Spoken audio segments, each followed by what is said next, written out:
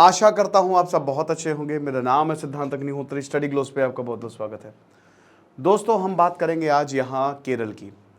तो केरल में अलर्ट जारी हुआ है दो तरीके से। एक तो केरल में हेपेटाइटिस ए को लेकर अलर्ट जारी हुआ है और एक बारिश को लेकर अलर्ट जारी हुआ है। तो पहले तो आज हम मानसून के बारे में भी समझेंगे और आपको मैं बहुत सारी चीज़ें समझा दूंगा इस लेक्चर में। देखो, पहले तो ये समझो कि केरल में अलर्ट, ऑरेंज अलर्ट जारी हुआ है 18 से 20 मई। मानसून नहीं आ रहा है, मानसून आएगा ऐसे आमतौर पे 1 जून को आता है, लेकिन एक दिन पहले 31 मई को केरल में टच करेगा, ये केरल को टच करेगा मानसून।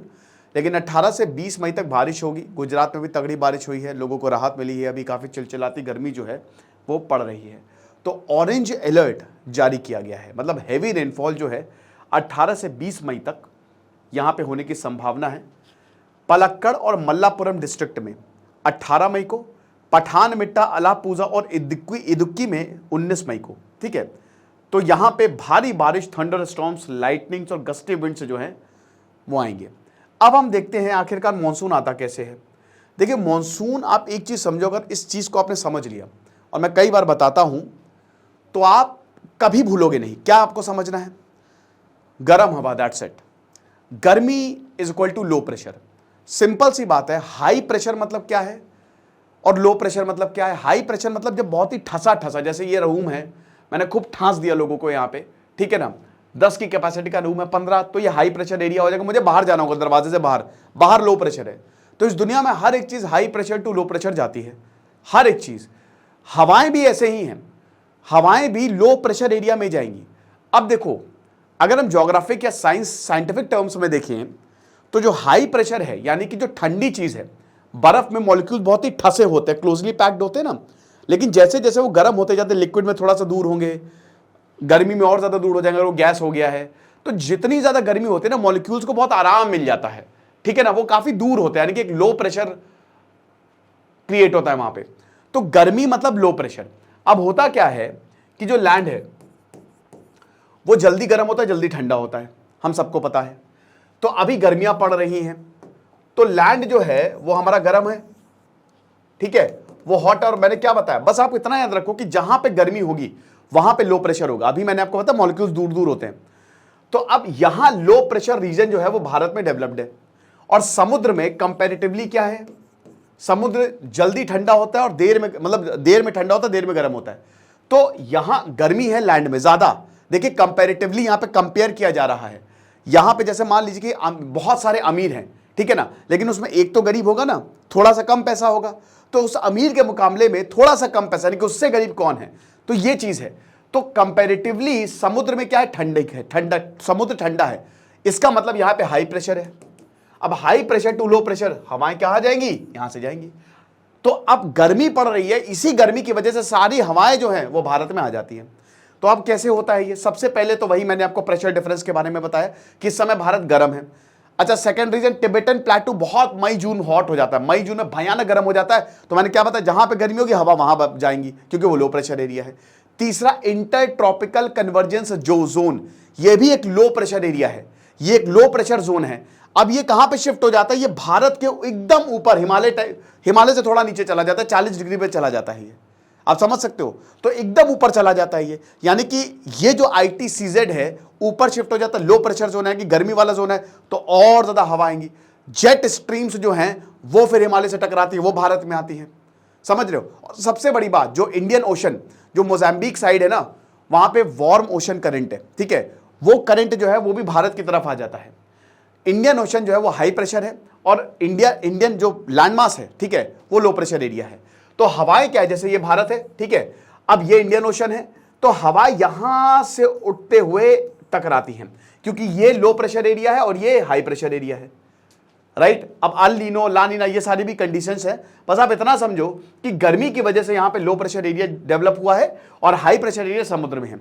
तो हवाएं जो आएंगी ना वो साउथ है, क्योंकि ये वाला एरिया साउथ है और वेस्ट से आ रही है, तो साउथ वेस्ट मानसून कहते हैं कि हवा यहां से नमी लेते हुए लो प्रेशर एरिया में टकराएंगी। अब जैसे ही ऐसा होता है तो ध्यान दीजिए कि यहां पे आपका बे ऑफ बंगाल है, इसको मैं बढ़िया तरीके से बना देता हूं, ठीक है, ये है, ठीक है, ये भारत है, ये लो प्रेशर है, ये आपका बे ऑफ बंगाल है, और ये आपका अरेबियन सी है। तो अब क्या है कि जैसे ही साउथ वेस्ट मानसून यहां पे आता है तो ये केरल से टकराएगा आमतौर पे 31 मई को। तो ये दो ब्रांच में स्प्लिट हो जाता है, एक अरेबियन सी ब्रांच हो जाता है, एक और एक बे ऑफ बंगाल ब्रांच हो जाती है, जिसकी वजह से पूरे भारत में बारिश होती है। तो जून से सितंबर तक इसको कहते हैं ऑनसेट मानसून, कि मानसून आ गया है, पूरे भारत में जबरदस्त बारिश होगी। फिर आता है अगेन ITCZ नीचे चला जाता है।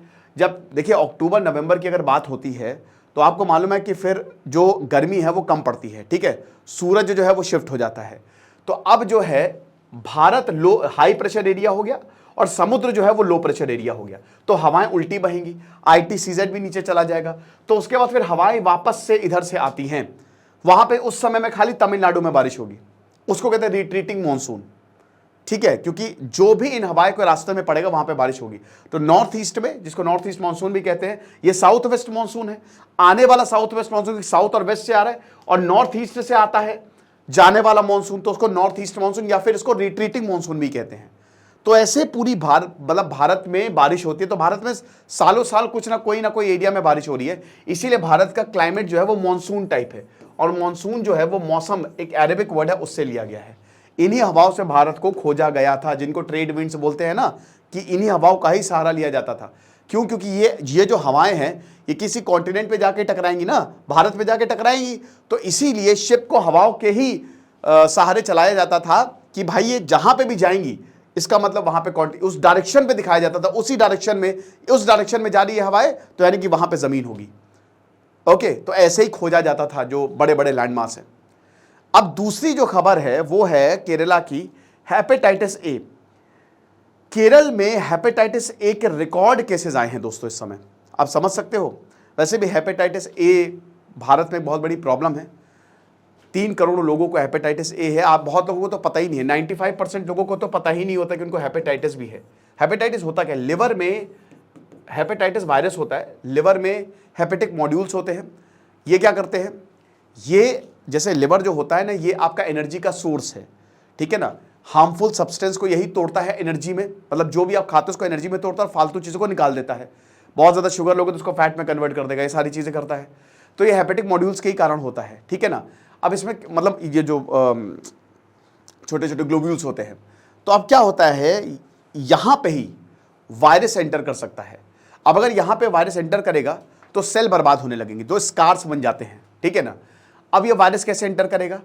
अगर आपने मान लीजिए कि किसी को ऑलरेडी वायरस है हेपेटाइटिस का, उसके साथ अनसेफ सेक्स किया, उसका फ्लूइड आप में यानी कि ब्लड गया या फ्लूइड गया किसी तरीके से, ठीक है, आपने उसकी जो कोई इन्फेक्टेड पर्सन है उसकी सुई लगा ली अपने अंदर, तो एक तरीके से अगर फ्लूइड बॉडी से बॉडी, सिर्फ टच करने से कुछ नहीं होगा, लेकिन अगर उसके बॉडी का कुछ अंदरूनी हिस्सा इन्फेक्टेड पर्सन का आपके अंदर जा रहा है या आप कॉन्टैक्ट में आ रहे हो, तो आपको हेपेटाइटिस हो सकता है। Hepatitis A, B, C, D, E, hepatitis A और ई को कोई ट्रीटमेंट की जरूरत नहीं पड़ती। हेपेटाइटिस ए जब भी आपको होता है, आपका इम्यून सिस्टम उसको पकड़ लेगा और अपने आप मार देगा उस वायरस को। तो हेपेटाइटिस ए और ई में कोई ट्रीटमेंट की जरूरत नहीं है, बी, सी, डी में ट्रीटमेंट की जरूरत है, ठीक है ना। और बहुत ही ज्यादा अगर मान लीजिए कि जैसे हेपेटाइटिस सी बहुत ज्यादा कॉमन है भारत में, तो अगर ये बहुत ज्यादा हो गया तो फिर प्रॉब्लम भी हो सकती है, साइरोसिस भी हो सकता है, आप समझ सकते हो। इन्हीं स्कार्स के कारण जो होता है ना, वो लिवर आपका श्रिंक हो जाता है, खराब हो जाता है। ओके, तो अब क्या है कि ये मल्लापुरम, एर्नाकुलम, कोझिकोड और थ्रिसुर डिस्ट्रिक्ट में केरल ने अलर्ट घोषित किया है। क्यों? वीना जॉर्ज जो वहां की हेल्थ मिनिस्टर हैं, उन्होंने सारे डिपार्टमेंट के साथ मीटिंग की और बोला कि पहली बात, क्योंकि ये आपका खराब खाने से, पानी से, इन्फेक्टेड पानी है, उससे भी होता है। तो जो पानी है बॉइल्ड, हर जगह बॉइल्ड पानी दीजिए, हाइजीन का स्पेशल ख्याल रखिए। तो ये भी पूरा इमरजेंसी यहाँ पे लागू हो गया। अभी कुछ ही दिन पहले यहाँ पे जॉन्डिस की भी इमरजेंसी लागू थी और अब यहाँ पे ये वाली इमरजेंसी लागू हुई है। और आपको अगर सिम्टम्स की बात करें तो उसमें फीवर हो गया, एब्डोमिनल पेन हो गया, नोजिया हो गया, वॉमिटिंग, डायरिया, बेसिकली जो लिवर से रिलेटेड चीज़ें होती हैं वो यहाँ पे हमको देखने को मिलेगा। तो थोड़ा सा ध्यान रखिए केरल के लिए। ये ऊपर अब मानसून कब तक आएगा? देखिए मानसून केरल में तो एक दिन पहले आ गया है, तो अब मान के चलिए कि जो उत्तर भारत है वहाँ पे जुलाई के एंड तक मानसून दस्तक दे देगा, ठीक है। तो अभी गर्मी झेलनी है, हालांकि मई तो अब आधे से ज़्यादा निकल ही गया है, 1 महीना और झेल लीजिए, 1 डेढ़ महीना, उसके बाद फिर बारिश होगी ही होगी। खुश रहिए, पढ़ते रहिए। जैसे सिद्धांत अग्निहोत्री, साइनिंग ऑफ।